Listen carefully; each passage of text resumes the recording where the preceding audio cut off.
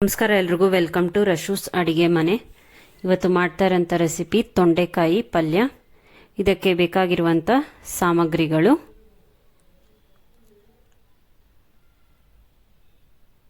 ತೊಂಡೆಕಾಯಿ ಅರ್ಧ KG, 3 spoon ತೆಂಗಿನ ತುರಿ, 1 tablespoon vangibath powder, 1 teaspoon ಉಪ್ಪು, ಕಡಲೆಬೇಳೆ ಉದ್ದಿನಬೇಳೆ ಸಮವಾಗಿ ತೊಗೊಂಡಿರೋದು ಅರ್ಧ ಟೇಬಲ್ ಸ್ಪೂನ್, ಸಾಸಿವೆ ಅರ್ಧ ಟೀ ಸ್ಪೂನ್, ಎಣ್ಣೆ, ಕರಿಬೇವು, ಕೊತ್ತಂಬರಿ ಸೊಪ್ಪು, 2 ಹಸಿಮೆಣಸಿನ್ಕಾಯಿ. ಮಾಡೋ ವಿಧಾನ ನೋಡೋಣ. ಮೊದಲಿಗೆ ಸ್ಟವ್ ಆನ್ ಮಾಡಿ ಕಡಾಯಿ ಇಟ್ಕೊಳ್ಳೋಣ. ಕಡಾಯಿಗೆ 4 ಸ್ಪೂನ್ ಎಣ್ಣೆ ಕಾದ ನಂತರ ಸಾಸಿವೆ ಚಿಟಪಟ ಅಂದ ನಂತರ ಕಡಲೆಬೇಳೆ ಉದ್ದಿನಬೇಳೆ,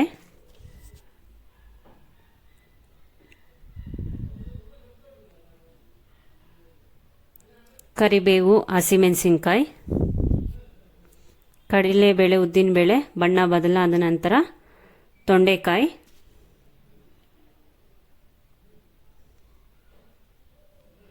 ಫ್ರೈ ಮಾಡ್ಕೊಳ್ಳೋಣ.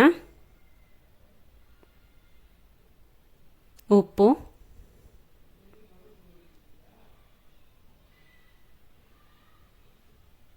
ಮುಚ್ಚಳ ಮುಚ್ಚಿ ಬೇಯಿಸ್ಕೊಳ್ಳೋಣ.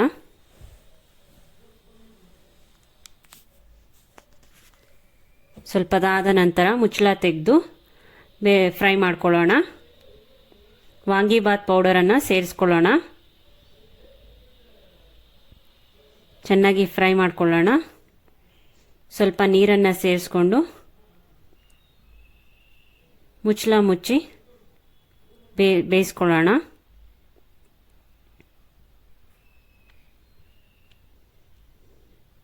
ಸ್ವಲ್ಪ ತಾದ ನಂತರ ಮುಚ್ಚಳ ತೆಗೆದು ಫ್ರೈ ಮಾಡ್ಕೊಳ್ಳೋಣ.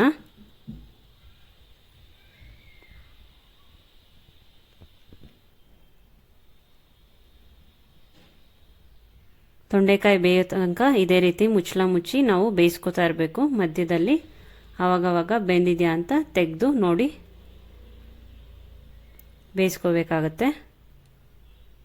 ಇನ್ನು ಸ್ವಲ್ಪ ನೀರು ಹಾಕಿ ಬೇಯಿಸ್ಕೊತಾ ಇದ್ದೀನಿ ಮುಚ್ಚಳ ಮುಚ್ಚಿ.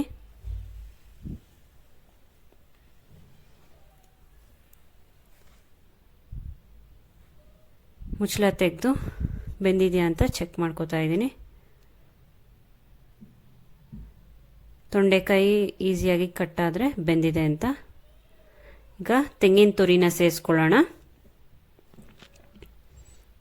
5 ನಿಮಿಷ ಚೆನ್ನಾಗಿ ಫ್ರೈ ಮಾಡ್ಕೊಳ್ಳೋಣ.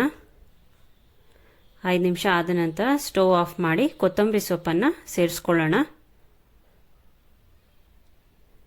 ತೊಂಡೆಕಾಯಿ ಪಲ್ಯ ರೆಡಿಯಾಗಿದೆ.